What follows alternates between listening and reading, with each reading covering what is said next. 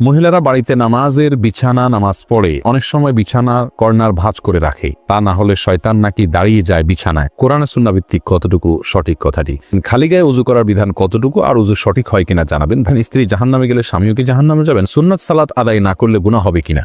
T shirt পরে কি নামাজ পড়া যাবে? বাজারে ড্রেসিং করা মুরগি খাওয়া যাবে কিনা? নামাজের ঠোঁট বন্ধ রেখে সম্পূর্ণ মনে মনে সূরা কেরাত পড়লে নামাজ হবে কিনা? ছোট বাচ্চারা বিছানায় পেশাব করলে তা শুকিয়ে গেলেও কি বিছানা অপবিত্র থাকবে? কোরআন শরীফ তেলাওয়াত করার সময় দুই পা গুটিয়ে বসে তেলাওয়াত করতে পারবো কিনা? বাড়িতে ফরজ নামাজ পড়লে একামত দিতে হবে কি? উলঙ্গ ছবিতে ভুলে দৃষ্টি পড়ে গেলে কি গুনাহ হবে? স্বামী স্ত্রীর মিল মহব্বত এবং পারিবারিক ভালোবাসা বজায় রাখার জন্য কি করণীয়? মাঝে মাঝে প্রসাবের পর পিচ্ছিল তরল জাতীয় কিছু গেলে কি শরীর বা কাপড় নাপাক হবে?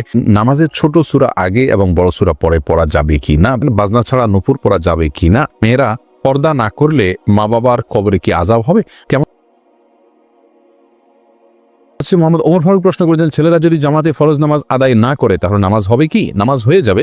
একটা হাদিস এক্ষেত্রে আসলা সালাতা লিজারিল মসজিদ ইল্লা ফিল মসজিদ, যে ব্যক্তি মসজিদের প্রতিবেশী তার সালাত মসজিদে ছাড়া হবে না। এই হাদিসটির সনদ বিশুদ্ধভাবে প্রমাণিত নয়, হাদিসের সনদের ভিতরে দুর্বলতা রয়েছে। আর সেই কারণে এই হাদিসের সনদের দিকে তাকায় আমরা তার সালাত হবে না সেটা বলবো না। তবে মুসলিমের অবশ্যই জামাতের সাথে সালাত আদায় করা উচিত। নবী সাল্লাল্লাহু আলাইহি ওয়াসাল্লাম যারা বাসায় সালাত পড়ে বা মসজিদে জামাতে শামিল হয় না তাদের ঘর বাড়ি জ্বালিয়ে দিতে চেয়েছেন। এটা বোঝা যায় এখান থেকে যে জামাতে সালাত আদায় করা ওয়াজিব, বিনা উযরে এটা তরক করা হারাম এবং গুনাহের কাজ। জান্নাত জাহান আপনি প্রশ্ন করেছেন, কোরআন শরীফ তেলাওয়াত করার সময় দুই পা গুটিয়ে বসে তেলাওয়াত করতে পারবো কিনা? পারবেন, কোনো অসুবিধা নেই। কোরআন শরীফ তেলাওয়াত করার সময় আপনাকে দোজানো হয়ে মাটি সালাতের সময় যেভাবে বসেন সেভাবে বসতে হবে এমন কোনো শর্ত নাই। আপনি ইচ্ছা করলে আসন দিয়ে বসতে পারেন বা অন্য কোনোভাবে বসতে পারেন, অসুবিধা নাই। কোরআনের প্রতি অসম্মান প্রদর্শন না হয় এরকম কিছু হলেই চলবে ইচ্ছাকৃতভাবে, কিন্তু আপনি আরাম করে বসাতে কোনো সমস্যা নাই, কোরআন কোথাও নিষেধ করা হয়নি। বাড়িতে ফরজ নামাজ পড়লে একামত দিতে হবে কি? হ্যাঁ ভাই, যদি আপনি একাকী ফরজ সালাত আদায় করেন, অন্য কেউ জামাতে শরীক হতে পারবে সে সম্ভাবনা থেকে আপনাকে জোরে জোরে একামত দিয়ে তারপরে সালাত আদায় করা উচিত। কোনো একটি বর্ণনা দ্বারা বোঝা যায়, হাদিসে কুদসিতে আসছে, একজন ব্যক্তি কোনো এক জায়গায় রাখাল, তিনি একাকী দাঁড়িয়ে আজান দিচ্ছেন এবং একামত দিয়ে সালাত আদায় করছেন। তার আশা যদি কেউ শরীক হয় তার সাথে, যদিও কেউ সেখানে দেখছেন না আপাতত তাকে, তারপরে তিনি করেছেন, এই ব্যক্তির জন্য বিশেষ ফজিলতের কথা রয়েছে হাদিসে কুদসিতে। যার কারণে আমরা বলি, বাসায়ও যদি আপনি একাকী সালাত আদায় করেন, কোনো কারণে জামাত চলে গেলে মসজিদে আপনি একামত দিয়ে নেবেন এবং এমনভাবে পড়বেন যাতে কেউ আপনার সাথে সম্ভব হলে শামিল হতে পারে। সেটা আপনি জানতে চেয়েছেন, নামাজের ঠোঁট বন্ধ রেখে সম্পূর্ণ মনে মনে সূরা কেরাত পড়লে নামাজ হবে কিনা? ভাই খালেদ, নামাজে যদি আপনি ঠোঁট বন্ধ রেখে মনে মনে সূরা কেরাত পড়েন তাহলে আপনার সালাত হবে না। কারণ ইসলামী শরিয়াতে যে সমস্ত জায়গায় আমাদেরকে পাঠ করতে নির্দেশ করা হয়েছে, বলতে নির্দেশ করা হয়েছে, সেখানে আমাদেরকে ঠোঁট এবং জিহ্বার উচ্চারণ করে বলতে হবে। ঠোঁটের যদি ব্যবহার না হয়, জিহ্বার যদি ব্যবহার না হয়, তাহলে সেটাকে বলা হয় না, ওইটাকে বলা হয় মনে মনে কল্পনা জল্পনা করা। আপনাকে বলতে বলা হয়েছে, সূরা পড়তে বলা হয়েছে, আর এই পড়াটা হবে মুখ এবং ঠোঁট নড়লে। যদি না পড়েন তাহলে না নড়ে তাহলে সেক্ষেত্রে পড়াটা হয়নি। বিধায় মনে মনে যদি আপনি কেরাত পড়েন, সূরা পড়েন, তাহলে সেক্ষেত্রে এটা জায়েজ হবে না। রানা সিদ্দিক জানতে চেয়েছেন, বাজারে ড্রেসিং করা মুরগি খাওয়া যাবে কিনা? ভাই রানা, বাজারে ড্রেসিং করা মুরগি খাওয়া যাবে, তবে না খাইলে ভালো, ঝামেলা মুক্ত। অনেক ওলামা ইকরাম নিষেধ করেন, এই জন্য তারা বলেন যে পানিতে চুবানো হয় ড্রেসিং করার জন্য, সে পানিটাতে যখন চুবানো হয় নাড়ি বুড়ি যদি ভেতরে থাকে, তাহলে সিদ্ধ গরম পানিতে ওইটা চুবানো হলে ওই নাপাক যেগুলো নাড়ি বুড়িতে আছে, পায়খানা ইত্যাদি, সেগুলো গোশতের সাথে মিশে যেতে পারে, এই জন্য নিষেধ করেন।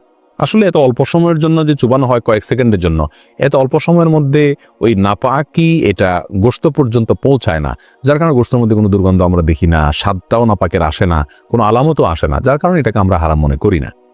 তারপরেও যেহেতু আমাদের ইখতিলাফ আছে, মতপার্থক্য আছে, যদি এটা অ্যাভয়েড করা যায়, বিকল্প পন্থায় করা যায়, সেটা বেশি ভালো। অর্থাৎ নাড়িবুড়ি ফেলে দিয়ে তারপরে ফ্রেশ পানিতে চুবাই ড্রেসিং করলেন, তাহলে কোনো সমস্যা নেই। নাবিল শাহরিয়ার জানতে চেয়েছেন, স্ত্রী জাহান্নামে গেলে স্বামীও কি জাহান্নামে যাবে? না ভাই নাবিল, এটা কোনো জরুরি না যে স্ত্রী জাহান্নামে গেলে স্বামীও জাহান্নামে যাবে। লূত আলাইহিস সালামের স্ত্রী জাহান্নামে যাবে, কিন্তু তাই লূত আলাইহিস সালাম তো জাহান্নামে যাবেন না। অতএব স্বামী স্ত্রী একে অন্যের জাহান্নামে যাওয়ার উপর অন্য জাহান্নাম নির্ভর নয়, বরং প্রত্যেকের আমল নির্ভর করবে, আমলের উপর নির্ভর করবে তার জান্নাত জাহান্নাম। আল্লাহ সুবহানাহু ওয়া তাআলা বলেছেন, লাইসা লিল ইনসানি ইল্লা মা সাআ, মানুষ নিজে যা করে সেটাই সে পাবে, অন্য কি করলো না করলো তাতে তার কিছু আসবেও না, যাবেও না। আল্লাহ অন্য আয়াতে বলেছেন, লা তাজিরু ওয়াজরাতুন বিজরা উখরা, একজনের বোঝা, পাপের বোঝা অন্যজন বহন করবেন। অতএব স্ত্রী অন্যায় করলে তিনি জাহান্নামে যাবেন, স্বামী জাহান্নামে যাবেন না। বিষয়টি এরকম না, যার যারটা আমলের কারণে তিনি পুরস্কার বা তিরস্কারের উপযুক্ত হবেন। এরপরে রাকিব কাজী সালেহ আপনি জানতে চেয়েছেন খালি গায়ে ওযু করার বিধান কতটুকু আর ওযু সঠিক হয় কিনা জানাবেন। ভাই রাকিব, ওযুর ক্ষেত্রে শরীয়তে খালি গা বা জামা কাপড় পরা কোনোটি নির্দেশ করেনি। অতএব ওযুর ক্ষেত্রে আমরা খালি গায়ে যদি থাকি তাহলে কোনো প্রকার অসুবিধা নেই। ওযুর ক্ষেত্রে আপনি খালি গায়ে ওযু করতে পারবেন, কোনো সমস্যা নেই ইনশাআল্লাহ। হাফেজ আপনি জানতেছেন ছোট বাচ্চারা বিছানায় পেশাব করলে তা শুকিয়ে গেলেও কি বিছানা অপবিত্র থাকবে? ছোট বাচ্চারা যদি বিছানা পেশাব করে, এক্ষেত্রে মনে রাখতে হবে ছেলে বাচ্চা যদি হয় তাদের পেশাবের ক্ষেত্রে কিছুটা ছাড় রয়েছে। ছেলে বাচ্চা যদি হয় আর সে যদি মায়ের দুধের উপরে সম্পূর্ণ নির্ভরশীল থাকে এবং তার মধ্যে যদি অন্য কোনো কিছু যদি সে না খায়, বাহিরের কোনো কিছু খাদ্য হিসাবে সে গ্রহণ না করে, তাহলে সেক্ষেত্রে এই বাচ্চার পেশাবের উপরে শুধুমাত্র পানি ছেটা দিয়ে দিলে সেটা পাক হয়ে যাবে। আর যদি মেয়ে বাচ্চা হয় তাহলে সেক্ষেত্রে পরিপূর্ণভাবে ধুইতে হবে। এটা হাদিস দ্বারা এই ব্যবধান এবং পার্থক্যটা সুস্পষ্টভাবে প্রমাণিত। এখানে কেউ যদি বলেন যে মেয়েদের পেশাবের ক্ষেত্রে এই তারতম্য কেন করা হয়েছে, মেয়েদের প্রতি বৈষম্য কিনা, আমরা বলবো না।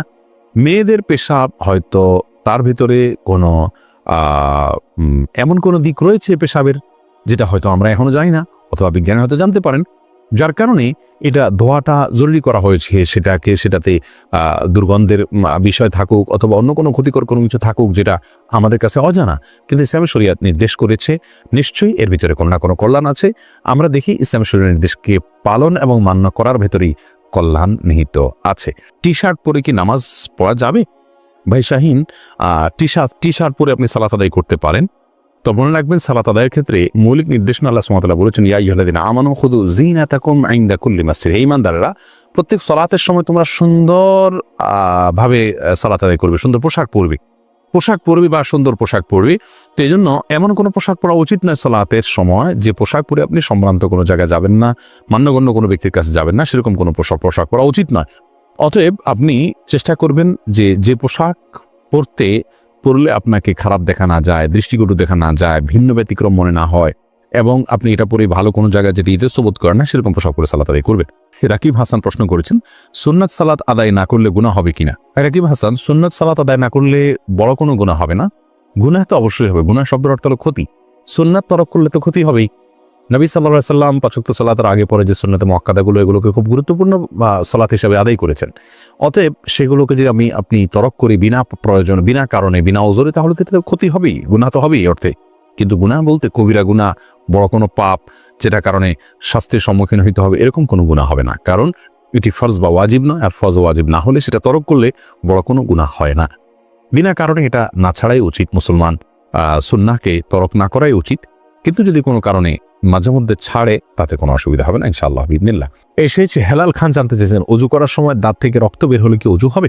দাঁত থেকে যদি রক্ত বেশি বের হতে থাকে, যার ফলে আপনার থুতু লাল হয়ে যায় এবং লালচে ভাব বেশি থাকে থুতুর মধ্যে, তাহলে সেক্ষেত্রে আপনার ওযু হবে না। আর যদি লালচে ভাব কম থাকে, হালকা হলুদ হয়, তাহলে সেক্ষেত্রে ওযু হয়ে যাবে। শাহিদা খাতুন জানতে চেয়েছেন, কেমন করে বুঝবো আল্লাহ আমার গুনাহগুলি মাফ করেছেন?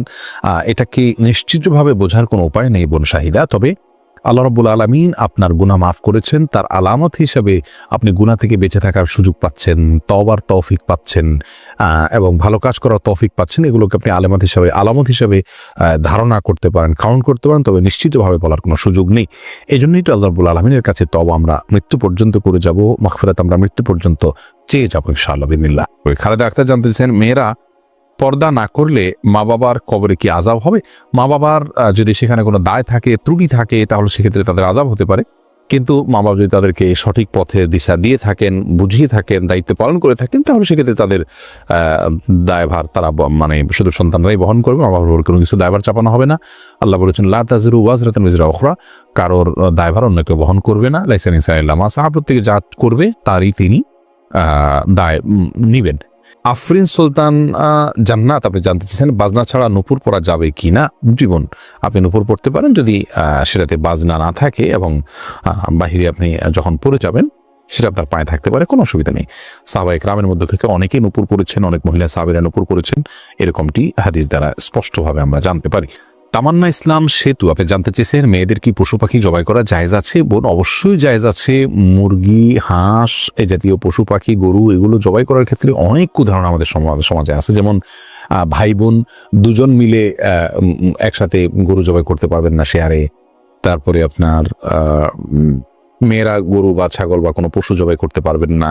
গোসল ফরজ অবস্থায় গরু ছাগল জবাই করা যাবে না। স্বামী স্ত্রী একজন ধরবেন একজন জবাই করবেন, এগুলো করা যাবে না। এরকম নানাবিধ কথা আমাদের সমাজে প্রচলিত আছে। এগুলো সবগুলো ভ্রান্ত ধারণা। ছেলেরা যেমন জবাই করতে পারবেন, মেয়েরাও কিন্তু সেভাবে আপনার জবাই করতে পারবেন, কোনো অসুবিধা নেই।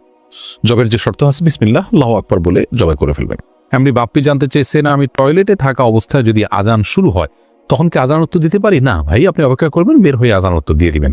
মহিবুর রহমান প্রান্ত আপনি জানতে চেয়েছেন নামাজের ছোট সূরা আগে এবং বড় সূরা পরে পড়া যাবে কি না? ভাই মহিবুর রহমান প্রান্ত, এভাবে নামাজ পড়লে নামাজ হয়ে যাবে। যেমন সূরা ফাতিহা পাঠ করার পর আপনি সূরা কাউসার পাঠ করলেন, এরপরে সূরায় আপনি ফালাক পাঠ করলেন, অথবা শুরুতে আপনি সূরা ইখলাস পাঠ করলেন, এরপরে সূরা ওয়াইলুল লিকুল্লি পড়লেন।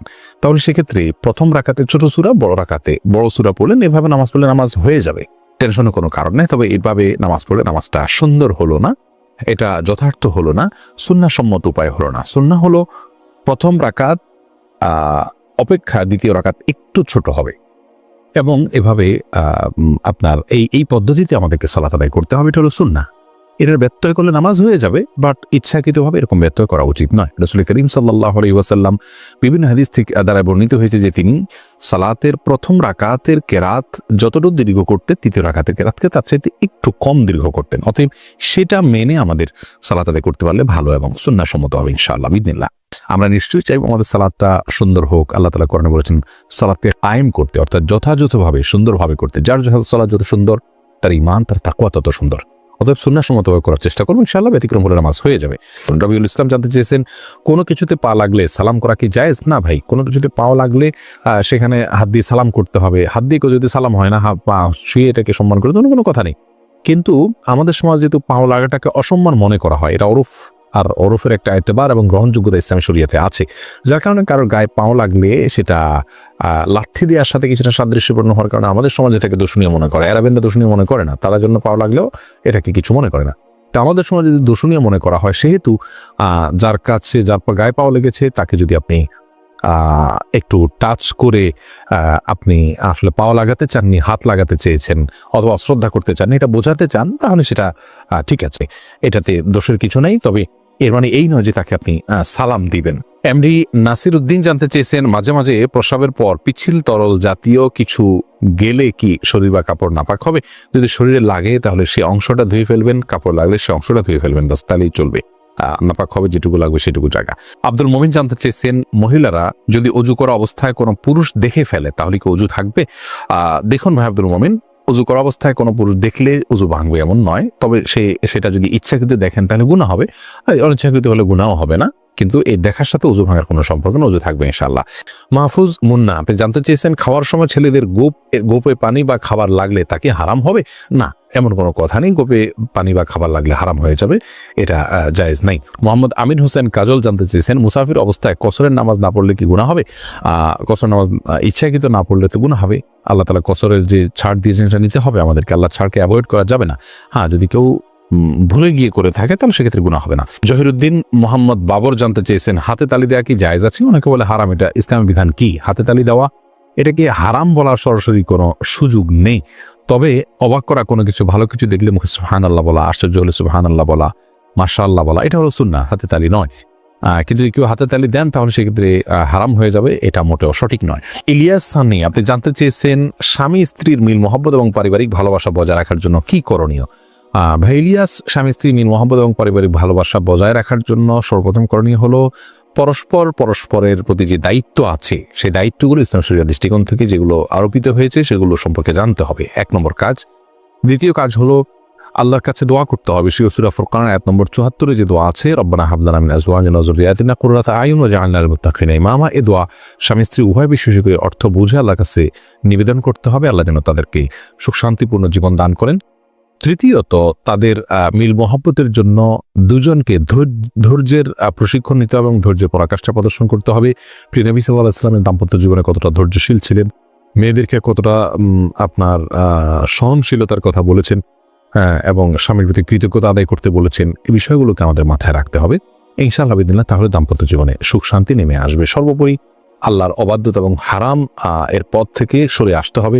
হারামের পথ যদি খোলা থাকে তাহলে সেখানে শান্তি থাকে না। আল্লাহ তাআলা আমাদেরকে দাম্পত্য জীবনে সুখী করুন। নাহিদ আলম জানতেছেন, উলঙ্গ ছবিতে ভুলে দৃষ্টি পড়ে গেলে কি গুনাহ হবে? ভুলে দৃষ্টি পড়ে গেলে গুনাহ হবে না, কিন্তু যখনই স্মরণ হবে তখনই সাথে সাথে ফিরে আনতে হবে। আল্লাহ তাআলার ভয়, আল্লাহ তাআলা আমাদেরকে সেই ভয় এবং তাকে নসিব করুন। সনিত মন্ডল জানতে চেয়েছেন, কাজা নামাজ কি পড়তেই হবে? জি, কাজা নামাজ অবশ্যই পড়তে হবে, যেহেতু আপনার এটি ছুটে গেছে। আফরিন মোল্লা, আপনি জানতে চেয়েছেন কাজা নামাজ কিভাবে আদায় করব। দেখুন, কাজা নামাজ আদায় করার পদ্ধতি হলো, যখন আপনি অনেকগুলো সালাত ছুটে যাবে তখন ধারাবাহিকভাবে পড়ে যাবেন, যতটুকু সম্ভব শুধু ফরজগুলো আদায় করে যাবেন, সুন্নাত আদায় না করলেও চলবে, এগুলো পড়ে ফেলবেন। আচ্ছা, বুলবুল তানিম, আপনি জানতে চেয়েছেন, মহিলারা বাড়িতে নামাজ পড়ে অনেক সময় বিছানা কর্নার ভাঁজ করে রাখে, তা না হলে শয়তান নাকি দাঁড়িয়ে যায় বিছানায়, কোরআন সুন্নাহ ভিত্তিক কতটুকু সঠিক কথাটি? ভাই বুলবুল, বাড়িতে বিছানা নামাজ পড়ার সময় কর্নার ভাঁজ করে রাখা, শয়তান দাঁড়াবে সেই ভয়ে, এটা কুসংস্কার। এর সাথে ইসলামের শরীয়তের কোনো সম্পর্ক নাই। কোরআন হাদিসে কোথাও বলা হয়নি যে কেউ সালাতের জন্য দাঁড়ালে তার জানামাজটা যদি বড় হয় তার কোনায় শয়তান দাঁড়াবে, এরকম কোনো কথা নেই। জামাতবদ্ধ সালাতে পুরুষরা যখন পাশাপাশি দাঁড়িয়ে সালাত আদায় করবেন তখন কাতারের মধ্যখানে যদি ফাঁকা থাকে সেখানে শয়তান দাঁড়ায়, এটা হাদিস দ্বারা বোঝা যায়। এজন্য মানে নির্দেশ করা হয় ওয়ালা তাদাউল ফুরুজাত লিশায়াতিন, অর্থাৎ শয়তানের জন্য কোনো মাঝখানে ফাঁকা জায়গা রাখবে না। কিন্তু জায়নামাজের বা মুসাল্লার কোনাকাংশিতে শয়তান দাঁড়ায়, এরকম কোনো কথা ইসলামের শরিয়ার কোথাও নাই, কোরআন হাদিসের কোথাও বলা হয়নি, বিধায় এটি ভিত্তিহীন কথা।